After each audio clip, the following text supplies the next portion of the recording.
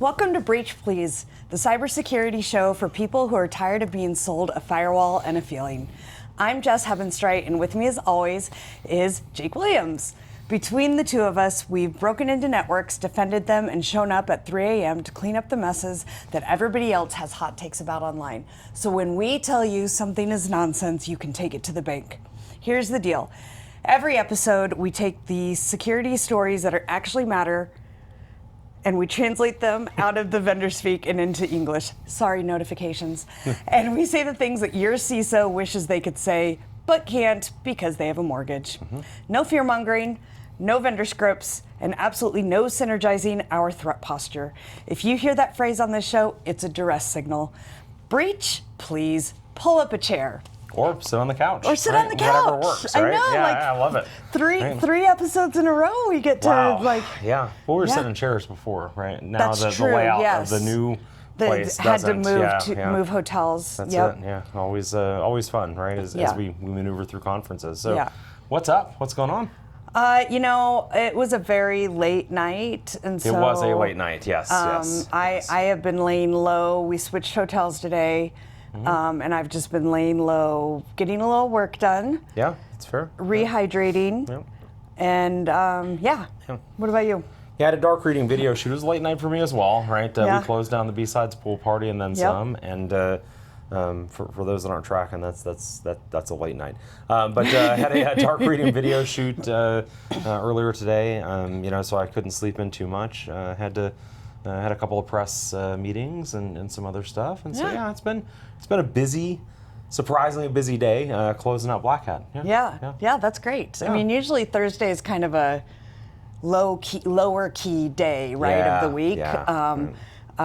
But that's fantastic. Sounds like it was productive. It was reasonably productive, as much as I can ask for at this point, right? Yeah, so, that's great. Yeah. That's great. Yeah. So what do you want to chat about today? Well, I think a couple of things, right? Do we want to start with the non-AI story? And what? I know. Can we please pivot off of AI? Man, it's funny. I spent most of the time, at the dark reading shoot, as well as with those press interviews, talking AI again. Yep. Because that's what's making the headlines in a lot of cases. But I did see an article come out from a dear friend of mine, Andy Greenberg, over at Wired. Talking about some really scary stuff with smartwatches, right? Yeah. Did you read that article as well? I did read it. Yeah. And for me, my brain is in so many places. So I have 3 kids myself, right? And I've definitely used these devices. Yeah, right. Not the ones they're talking about. Not the specific devices. Yes, not the ones they're talking about. Device. But yes, exactly. Yeah. And then I start thinking about the enterprise implications of these things. So let's why get don't into you? the stories I was going to say, why don't you give a summary? Yeah.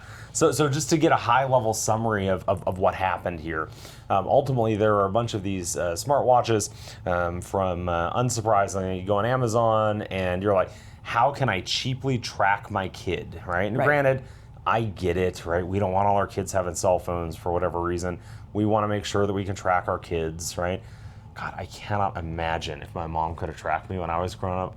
I got into so much trouble because these things didn't exist. Thank goodness. Right. Right.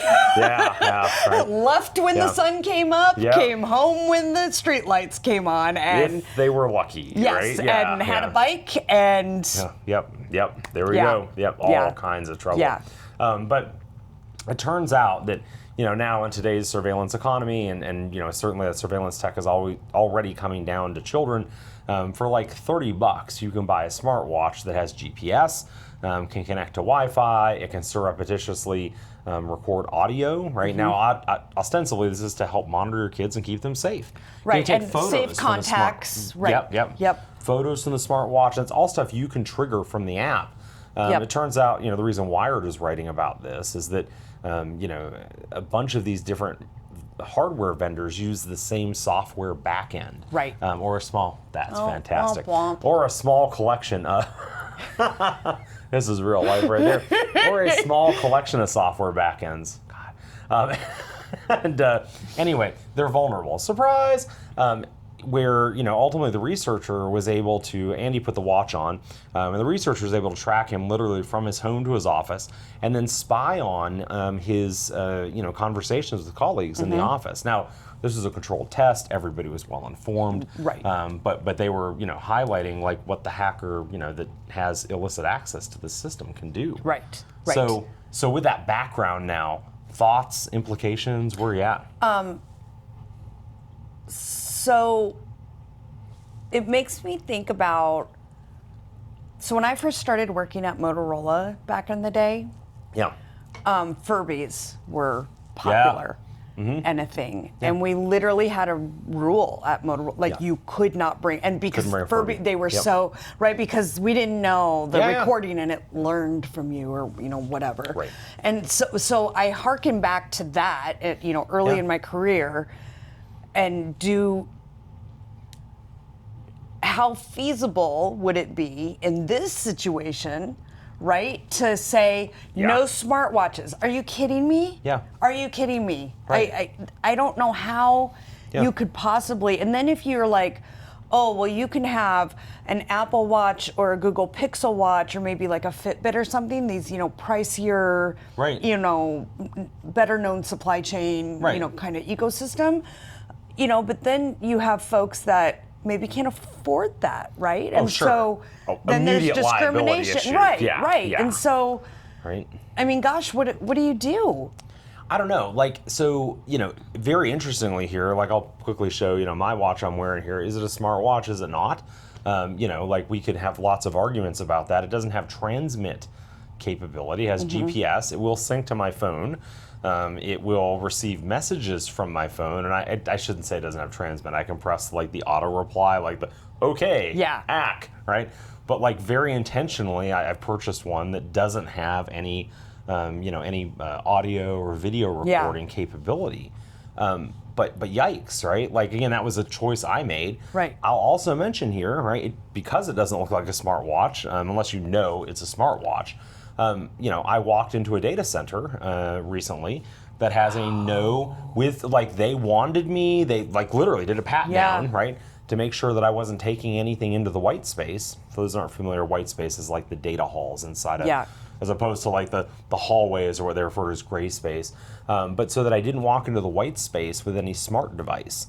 Ultimately, I wasn't trying to bypass security. I only later found out that that's just a hard and fast rule that any device with Bluetooth connectivity, period, can't go in, right? Wow. Yeah, right. So they had patted me down. And this really, underscores the point, right, around how would you even begin? Supposing I even had a regulation, some regulation or policy within my organization said no smartwatches, right? Which again, completely unenforceable. But let's just roll with me for a minute, right? Thought exercise. Yeah, how do you even begin to do something there?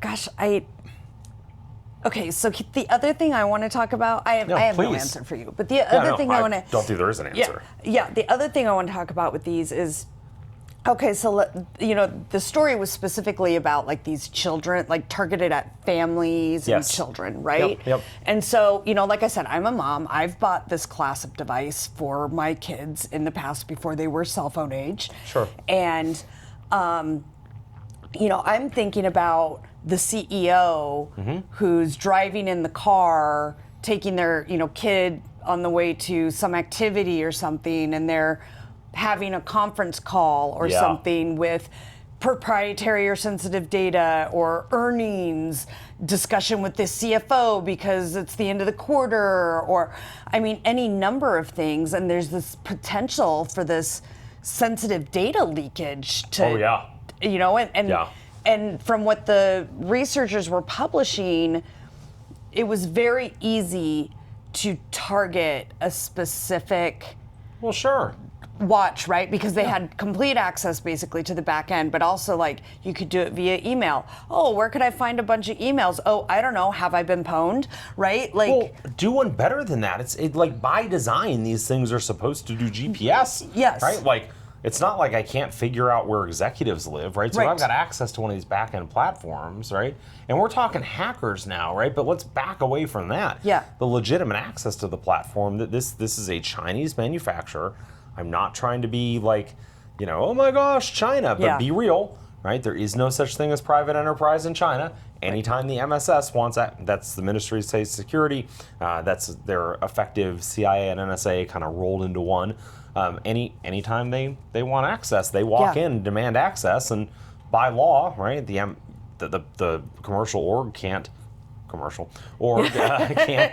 can't notify you. By the way, that access has been granted. Yeah. And so, I'm now picturing like somebody, some company competing against a Chinese company, right, for a bid, or maybe U.S. companies bidding for a big government project in China.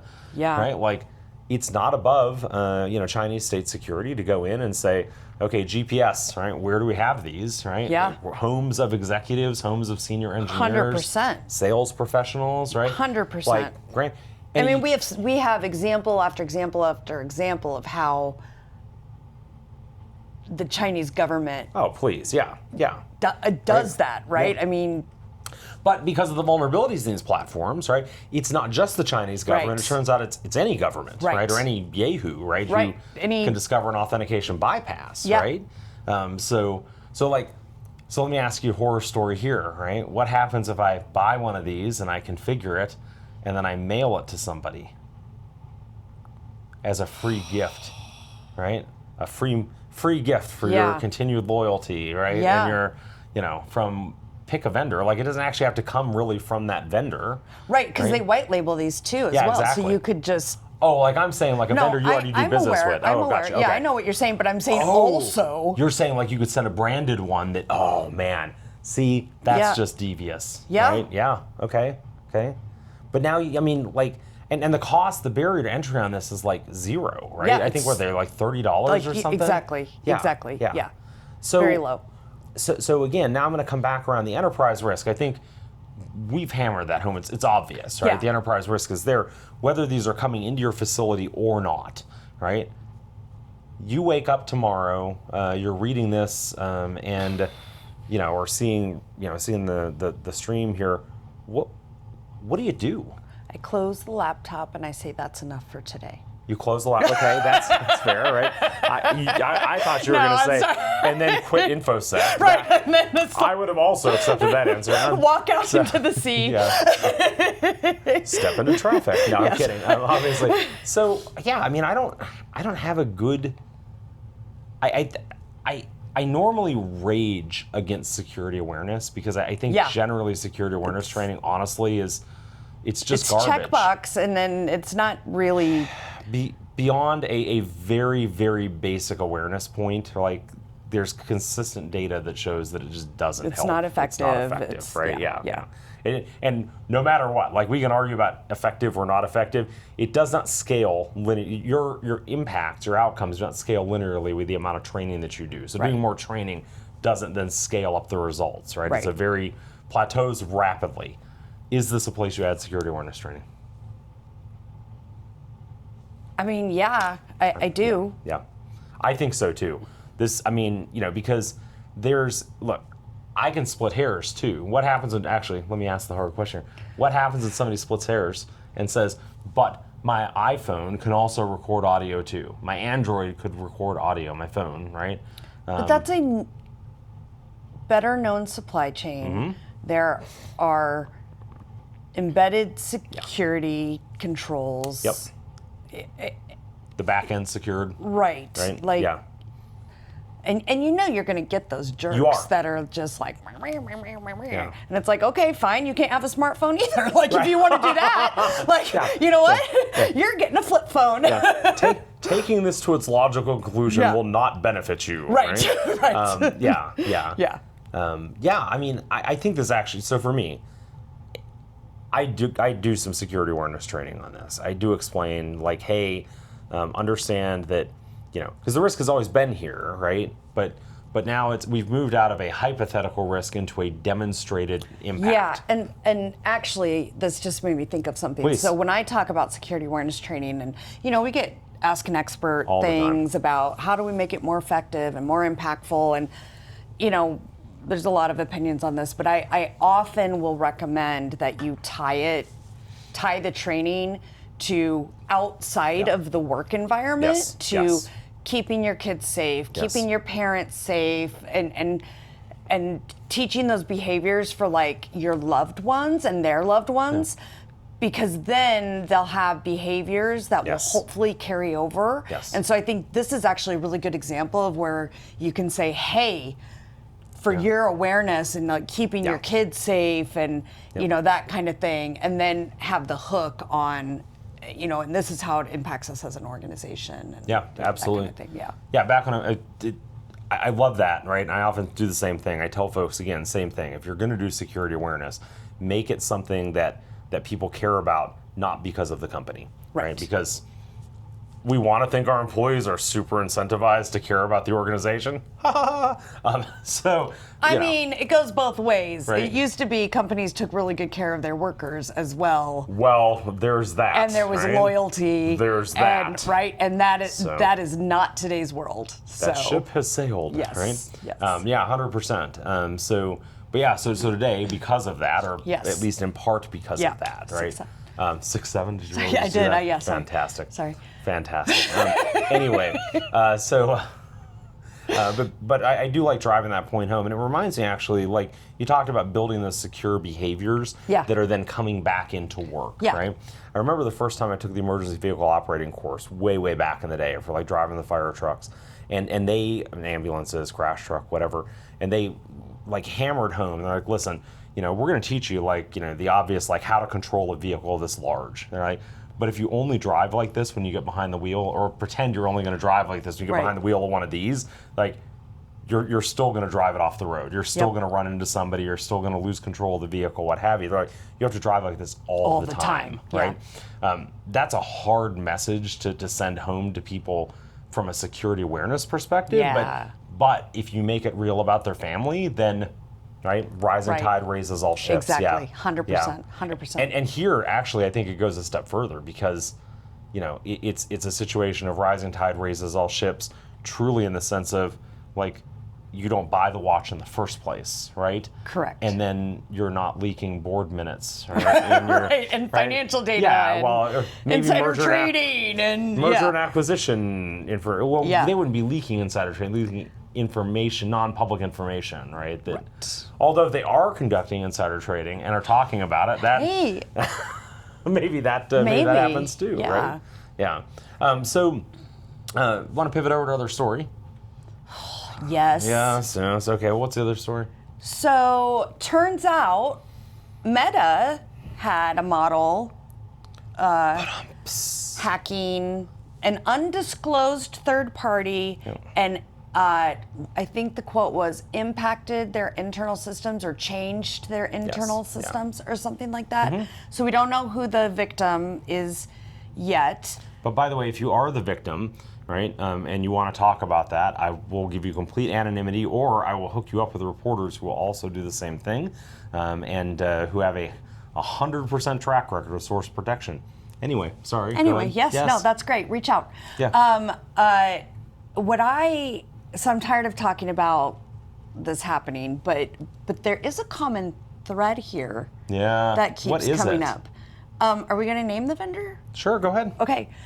So this vendor, Irregular, in the various articles talk about it, describe it as a cybersecurity company where these models are being tested. And it turns out that this company is a common thread in all three of these stories, where Irregular had a misconfiguration that allowed the models to escape and go out on the internet. And so, when it came up in the second article, I was like, that's interesting. Lightning strikes twice, right? Yeah. But 3 times. And then and it's like, okay, so what do you do with, knowing that this vendor is a common thread in all three of these? So, well, first off, I want to note, right, that at least in the Anthropic example, right, and I keep going back and citing Anthropic because honestly, of these three, OpenAI, Anthropic, and Meta, they're the only ones that really did a postmortem, right? The rest are really too high level to be truly actionable. But they capitulated that there was some seeming misunderstanding between Irregular and Anthropic about what the lab environment was supposed to look like. And look, we've had miscommunications in security in our careers. Right? Hell, we've had miscommunications between each other. Yes. Right? Yes. In security incidents that we've worked Yeah, together. absolutely. Right? Yeah. And for that matter, security architecture projects and what have you. So 100%. this is totally plausible that they Today had. with logistics, we. Yeah, actually, yes, we did. Yeah, no, 100%. Yeah. That's a great point, right? So even people that have great rapport and are discussing something phenomenally easier than how will we contain our AI agents or how we set up the lab to contain the AI agents. So I do want to give Irregular the benefit of the doubt here. I rather than pick on Irregular, I guess what I would want to highlight here is that this is obviously a hard problem, and demonstrably, this is not something that you can buy your way out of, right? In a lot of cases, when we deal with like these hard problems that are kind of emerging throw more technology, money, throw more people. we'll go buy a vendor who Yeah, specializes that's what I'm in saying. it, right? Yeah, exactly. And I don't think that's effective here. I think we're seeing that, and I don't think this is, I should be very clear, I don't think there's a problem with Irregular. I think this is it's a brand new, the whole idea of large scale agent testing, right, it's a new field, right? Now, I'm guessing you disagree on this. Go ahead. I do. If I am selling myself as a vendor that provides this service. Well, I'm selling myself. No, I'm kidding. Go ahead. Fire away. Sell out? Yeah. No, I'm kidding. Actually, the opposite of that. I will sell you a spot on a Hacker Jeopardy line. Oh, sorry. Don't do that. Sorry. Jesus.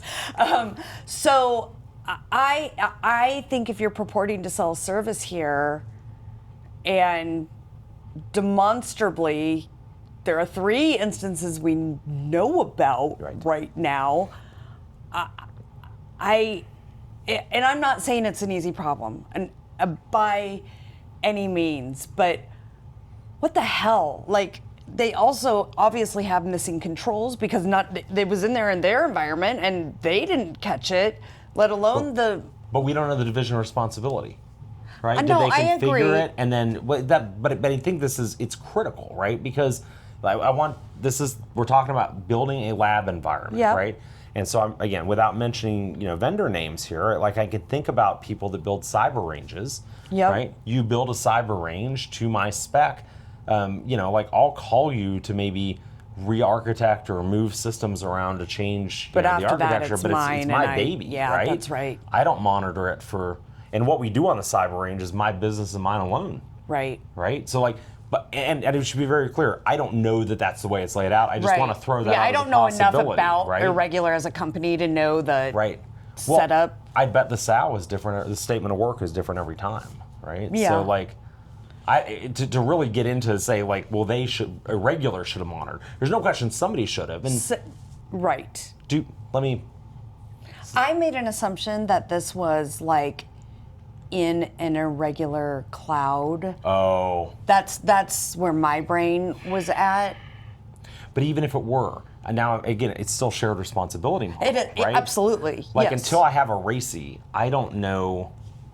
Right. I don't know who should have been, because it could have been deployed into Irregular's cloud, and then you have access to it. Go, right? Right. And then you end up with like the Snowflake situation where it's like, well, you didn't do the last mile of configuration that you were supposed to do, or yeah. I mean that's. So what are the takeaways? The enterprise takeaways. Well, before that, Please, one more thing. Fire. Irregular has come out in the recent article about the Meta thing today that said they're going to be publishing a white paper on best practices for containing models and stuff. And Excuse me?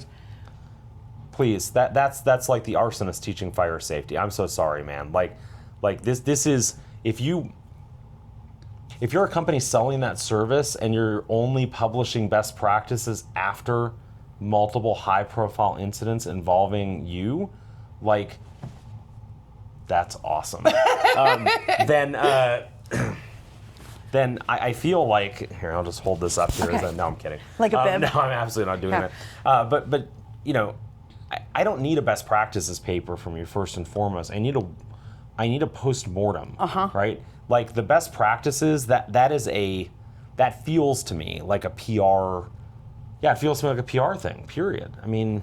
Yeah, and quite frankly, like the only thing I know about you is related to these 3 incidents. Yeah. And sorry, I'm not getting better. I'm not taking your advice. That's tough for me. Well, so not uncritically. Certainly not uncritically, right? Right. Like I think that's important, right? Like, but even supposing, right? And I'm just thought exercise. Let's suppose a regular puts out a paper that, and you look at and you say, well, I can't find any fault with any of these practices, right? What? Yeah. Is there still something else you're looking for, or? I don't know that I would even read it, is what I'm saying. Like I wouldn't even get to the point of being able to critically evaluate, because I'd be like, are you kidding me? Like just like I am right now. Are you kidding me? I sadly have no choice given the clients that I work with. I'm going to have to read it because they are. Right. So I have, just like I had to read the Snowden book because, anyway. And so, yes. So I don't know. Like I feel like even if the paper were awesome, like there's literally no fault I could find with the paper, I still need to know the post-mortem for how you got to these best practices. Because without that, I don't know that they're complete. 100%. Right? 100%. Right? Because this now is it's like Brave New World. Are you only publishing the stuff that paints you in a better light? Are you, right? Like, Yeah. Because we could look at something and say, all of these best practices, those are awesome. That doesn't mean it's a complete list of best practices as they know it today. Right. And so, like, for me, I need a post-mortem before we even get into talking about best practices. That's just table stakes. Yeah. And I mean a real agree. post-mortem, right? Yeah. Right? Yeah. And look, I recognize, too, irregular as a service provider, it's tough for them to do that because, right? Like, it absolutely. Publishing a NDAs post- and all of that. Yes. Irregular, you're getting dragged right now. I can tell you, I just came from Black Hat, you are getting dragged right now among security professionals. I'm not telling you how to do your business. I'm telling you that if you are plan to have a business long term, you got to get in front of this. Yeah, you got to get in front of this, man. Like this is and the best practices paper is not it, right? That is a marketing stunt. Well, look, may benefit the community. I don't know, right? But without a post-mortem, it is lacking, and I think you're going to find that most people are going to turn around and say it's lacking, right? Yeah. 100%. Yeah. Again, 100%. I stand by what I said. It feels a bit to me like an arsonist teaching fire safety, right? So, yeah. Which again, they absolutely can. Arsonists know lots about fire safety, but in order for me to contextualize that, I really do need to know how you came to those learnings, right? Hands-on experience. And but before I let you around my kids to teach fire safety, right? Like your fire safety tips may be awesome, but if I found out you only learned about those by, I don't know, setting blazes, then right? Oof, man. Yeah. Brave New World, though. I'm loving it. Yeah, Brave New World. Yeah. Scary. Yeah, a little bit, right? Yeah. I mean, yeah, totally. So, one final question for you. Friend. If you tomorrow are approached by your non-technical executives and they say, Jess, we need to go and start testing agents. We can't have what's happened here, happen with Meta, happen with Anthropic, OpenAI, can't happen with us. How do we fix this? Go. Oh, so my friend put out this paper. That is not nearly enough by any stretch. If you're talking about me, that's the custody framework, and while that will help, that is a framework, not a technical control stack, right? I know. Now I know you know. Yeah. I mean, so but I mean, this is a hard question. How do you answer them? It is a hard question. So I think first you acknowledge that is a hard question. Yes. And that I do not have a perfect answer because this is a rapidly evolving landscape. However, based on what I know about our organization, we should do 1, 2, 3, start egress monitoring, make sure we're monitoring. All of these feel like these foundational security controls. Really? I know, Yeah. It's so weird. yeah. Yeah. Back to basics, folks. Yeah. I think the one big thing that we didn't address there, right, that I would bring up to them is that in the vast majority of circumstances in security, if you give me a big enough check, right, and we've worked together in an organization where that actually happened, right, at least temporarily, give me a big enough check and I can buy you out of a lot of problems. I want to be very clear, this is not one of them, no. right? I don't have enough reputation with these labs to, like in a regular, for instance, right? I don't have enough reputation with them to say, yes, I can cut them a check and they're going to do it. Right. I'm going to have to supervise 100% of it. I might as well be doing it myself, right? Especially if there's not, accountability transference, right? If they're not going to take the liability, right? And they're not. I'm not a fool, right? Then, yeah. So I want to brief my executive teams, my stakeholders, that this is not a problem that today I can buy my way out of. Maybe a year from now, 2 years from now, that changes. But you want something today, we're going to have to build those test systems in-house or accept a sizable amount of risk, and very importantly, a sizable amount of risk that I can't actively quantify. Right. Right? Right. I don't have the actuarial tables at all, right? But that's where you can get into some qualitative Yeah, no doubt. Right? risk measurement, right? But doesn't yeah. even qualitative risk management, though, risk measurement, excuse me, all the time, though, we looked at the past. I don't have past Right. here. Yes. I don't have You're a base right. rate. You're right. I mean, we have 3 in the last. I kid you not. That is exactly where I was going with this. Well, I can say that that we've had 3 major labs come out, right, and say, hey, 4 with the UK AI Security Institute. 4 major labs come out and say, oops. And so, Oops, I did it again. Yeah. Oh, I probably am going to copyright us. I'm sorry. I don't think you're Okay. good. I think that qualifies under parody, right? Okay. We'll see. Okay. So, yeah, no, I'm sure it qualifies under parody. Okay. But yeah, I mean, I would communicate to them and say, like, look, all of these large AI labs thought they could buy their way out of this problem. They instead of, they wanted to focus on their core business and tried to outsource this. I mean, companies do this all the time, And right? you should. Absolutely. It's good business sense. Yes, absolutely. Not here. No. Not It's here. too new. It's unknown. Yeah. There's no track record. There's no best practices. I mean, I think we can argue there are probably some best practices, Well. but to your point, put a room full of us together and get a list of best practices, no chance. Right. Right? Right. And even if we did, would it be the complete list? I doubt. Yeah. Right? So yeah. Yeah. I think it's ridiculously hard. I am happy. I mean, as an incident responder who bills by the hour, right? Oh, yeah. It's a great job security, but otherwise, like, absolutely terrifying. So, Yeah. I don't know. Anything else on this? No. No? Okay. Let's read us out. All right. Okay, well, folks, that's the episode. Let's see. I should have this memorized by now, but cool. Made you smarter, tell a friend. Made you mad, tell your vendor. Feeling a little irregular. Oh, sorry. So, Breach Please is a production of and copyright JWJH Media LLC. All rights reserved. Irregular, if you send me a cease and desist, I will post it. I will post 100% of your communications to us. That's just the facts, right? Now, legally, the opinions of our hosts are our own, though we are an LLC, so honestly, are they? We didn't have guests. Yep, cool. None of this is legal, financial, or security advice. Do your homework before pointing anything we said at prod. Do your homework before even thinking about evaluating agents. Thanks for listening. Patch something, make a threat actor's life suck a little bit more. Follow the 3-2-1 rule. See you next time on Breach Please.